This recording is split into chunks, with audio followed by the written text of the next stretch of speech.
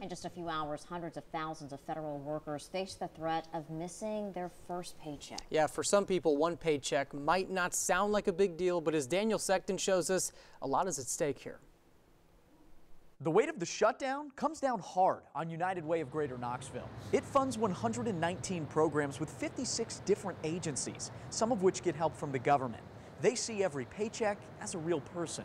It really gets tough between food, clothing, and shelter, particularly when it comes to children. It's one thing to say on Friday that about 800,000 federal workers could go without a paycheck. But what does that really mean? Let's break it down using this cost of living generator. Median income in Knoxville, according to multiple sources, is about $34,000 a year.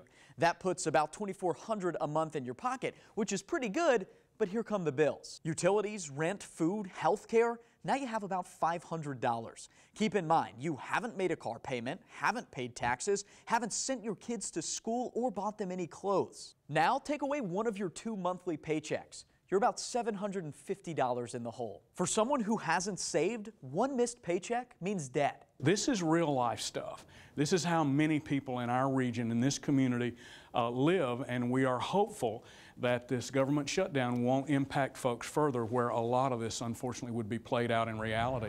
United Way wants to help and says anyone who's struggling should call 211. They'll work with you through anything you might need help with. Most often requested service is rental assistance, and certainly transportation is way up there. In the meantime, United Way and about 800,000 federal workers hope that that example we just showed you remains just that, an example, and doesn't become their reality. Back to you. And there are ways to get help beyond just United Way. Many banks across the country are offering assistance. Chase Bank is waiving and refunding some service fees and helping some affected customers avoid consequences of missing payments. Bank of America is offering fee refunds, waivers, repayment plans, and loan modifications. Wells Fargo will be refunding some fees, and First Tennessee is also offering help for people not receiving a paycheck. All banks say you should contact your local branch for help.